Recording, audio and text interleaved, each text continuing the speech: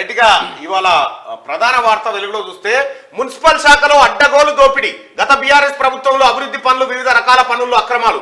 గత 4 ఏళ్లలో ఇది కథ. 35,000 కోట్ల పనులు, 5,000 కోట్ల కమిషన్లు కొట్టేసిరట. కేటీ రామారావు వెళ్ళిన మున్సిపల్ శాఖలో 35,000 కోట్ల పనులు చేస్తే 5,000 కోట్ల రూపాయలు కాలి కమిషన్లే మింగిరట.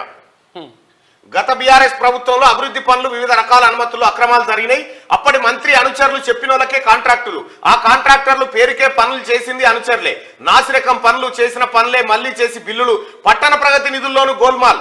లేఅవుట్లు, బిల్డింగ్, ఇతర పర్మిషన్లోనూ 1,000 కోట్లలో అవకతవకలు. పూర్తి స్థాయిలో వివరాలు తెప్పించుకుంటున్న సర్కార్ అంటూ మున్సిపల్ శాఖలో తెలంగాణ రాష్ట్ర వ్యాప్తంగా ఉన్న మున్సిపాలిటీల్లో జరిగిన అవినీతిని రాష్ట్ర ప్రభుత్వం సీరియస్ గా ఫోకస్ పెట్టి తెప్పించుకుంటా ఉంది.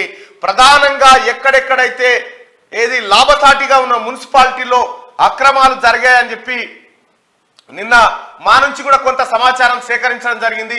పీర్జాదిగూడ మున్సిపాలిటీ, బోడుప్పల్ మున్సిపాలిటీకి సంబంధించినటువంటి అంశాలపైన కూడా రాష్ట్ర ప్రభుత్వం ఫోకస్ పెట్టింది. పీర్జాదిగూడ మున్సిపల్ మేయర్ గా ఉన్నటువంటి జక్కా వెంకటరెడ్డి అనేకమైనటువంటి భూ కబ్జాలు, పార్కు స్థలాల కబ్జా, ఒక రియల్ ఎస్టేట్ వెంచర్ ఆయన పోసిన రోడ్డుకు గవర్నమెంట్ పోస్తుందని అక్రమంగా బిల్లులు కొట్టేసిన వ్యవహారంతో పాటు ఆయనకు ప్రధాన అనుచరులుగా ఉన్నటువంటి 2-3 కార్పొరేటర్లు కూడా అనేకమైన అవినీతికి పాల్పడ్డారు. వారిపైన కూడా ఫోకస్ పెట్టినట్టుగా తెలుస్తా ఉంది తెలంగాణ రాష్ట్ర ప్రభుత్వం. అన్ని మున్సిపాలిటీల్లో జరిగినటువంటి అవకతవకల్ని తెప్పించుకునే ప్రయత్నం చేస్తా ఉంది. అతి త్వరలో ఈ మున్సిపల్ మేయర్లు ఎవరైతే కబ్జాలకు, ఇతర మోసాలకు పాల్పడ్డారో వాళ్ళని ఖచ్చితంగా బోనెక్కించే ప్రయత్నంలో కాంగ్రెస్ పార్టీ ప్రభుత్వం సీరియస్ గా యాక్షన్ ప్లాన్ రూపొందిస్తా ఉంది. దాంట్లో భాగంగానే 4 ఏళ్లలోనే, ఒక్క 4 సంవత్సరాలలోనే 35,000 కోట్ల పనులు చేస్తే 5,000 కోట్ల రూపాయలు కమిషన్లు కొట్టేసిరట. 5,000 కోట్లు. ఈ పైసలుంటే రైతు బంధు పైసలు వేయచ్చు మొత్తం గాలికి వేసి పడేసారు.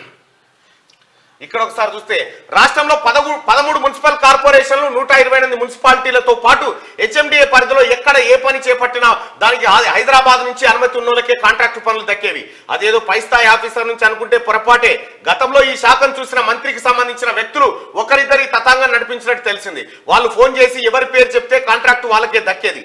అయితే పనులు చేసిన కాంట్రాక్టర్లు కూడా డమ్మీయేనని ప్రభుత్వం ప్రాథమిక ఎంక్వైరీలో గుర్తించింది.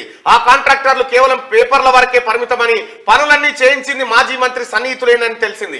ఈ రకంగా రోడ్ల నిర్మాణం, నాలా పనుల్లో భారీగా అక్రమాలకు పాల్పడినట్టుగా సమాచారం అంతా ఉంది. మొత్తానికి మీకు ఉచ్చు బిగిస్తా ఉంది. కార్పొరేషన్ లో పనిచేస్తున్న మేయర్లారా, ఎవరైతే టీఆర్ఎస్ పార్టీ కంటగాగి కేటీ రామారావు అనుచరులుగా చలామణవుతూ ఎక్కడైతే కాంట్రాక్టులు చేపట్టారో, ఇంకా కాంట్రాక్ట్లే కాదు, మీరు చేసిన భూదందాలు, వసూలు చేసిన డబ్బుల వ్యవహారాన్ని కూడా చాలా సీరియస్ గా తీసుకుంటా ఉంది రాష్ట్ర ప్రభుత్వం. గత బీఆర్ఎస్ ప్రభుత్వ హయాంలో జరిగిన అక్రమాలను కాంగ్రెస్ సర్కార్ ఒక్కొక్కటిగా బయటపెడుతున్నది. తాజాగా municipal administration and urban development లోను భారీగా అవినీతి జరిగినట్టు గుర్తించింది. రోడ్లు, నాలాలు, ఇతర అభివృద్ధి పనులు, ఆయా పనులకు సంబంధించిన కాంట్రాక్టులు, వాహనాల కొనుగోలు, లేఅవుట్స్, బిల్డింగ్ పర్మిషన్లకు సంబంధించిన పెద్ద ఎత్తున అక్రమాలు జరిగినట్టు ప్రాథమికంగా నిర్ధారించింది. రాష్ట్రంలో జీహెచ్ఎంసీతో పాటు ఏ మున్సిపాలిటీ, కార్పొరేషన్ పరిధిలో అయినా సరే కొందరు కాంట్రాక్టర్లు మాత్రమే పనులు చేసేలా ఆదేశాలు ఇచ్చి అక్రమాలకు పాల్పడ్డారు. ఈ క్రమంలో నాసిరకం పనులు చేపట్టడంతో పాటు చేసిన పనులు మళ్లీ చేసి కోట్ల రూపాయలు దండుకున్నట్టుగా గుర్తించారు. చేసిన పనులే మళ్లీ చేసి కోట్ల రూపాయలు దండుకున్నారు. ఈ రకంగా కొట్టేశారు. మొత్తం కేటీ రామారావు బ్యాచ్. మొత్తం ఎన్ని కార్పొరేషన్లు ఉన్నాయి? 13 మున్సిపల్ కార్పొరేషన్లు. 13 మున్సిపల్ కార్పొరేషన్లలో ఒకటి ఫిర్జాదిగూడ మున్సిపల్ కార్పొరేషన్, రెండోది బోడుప్పల్ మున్సిపల్ కార్పొరేషన్, మూడోది జవహర్ నగర్ మున్సిపల్ కార్పొరేషన్. ఈ మూడు మున్సిపల్ కార్పొరేషన్లు ఓన్లీ మేడ్చల్ మల్కాజ్గిరి జిల్లాలో ఉన్నాయి. ఈ మేడ్చల్ ముఖ్యంగా ఫిర్జాదిగూడ మున్సిపాలిటీ జక్కా వెంకటరెడ్డి పైన ప్రధానంగా దృష్టి పెట్టింది. జక్కా వెంకటరెడ్డికి అతి త్వరలో జైలు వాసం తప్పే పరిస్థితి కనిపించట్లేదు. అనేక అక్రమాలకు పాల్పడ్డటువంటి జక్కా వెంకటరెడ్డి పైన ప్రత్యేకంగా ఫోకస్ పెట్టినట్టుగా కనిపిస్తా ఉంది. సో మొత్తానికైతే ఈ మున్సిపల్లో, ఈ కార్పొరేషన్లలో జరిగినటువంటి అవినీతి పైన కాంగ్రెస్ ప్రభుత్వం చాలా సీరియస్ గా ఫోకస్ పెట్టింది.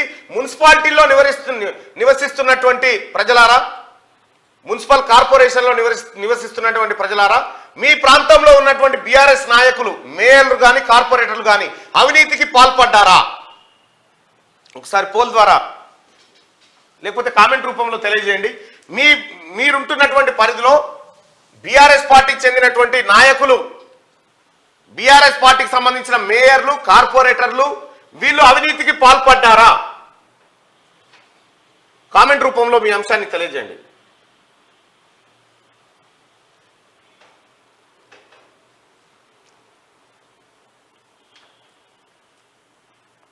అవినీతికి పాల్పడ్డారా?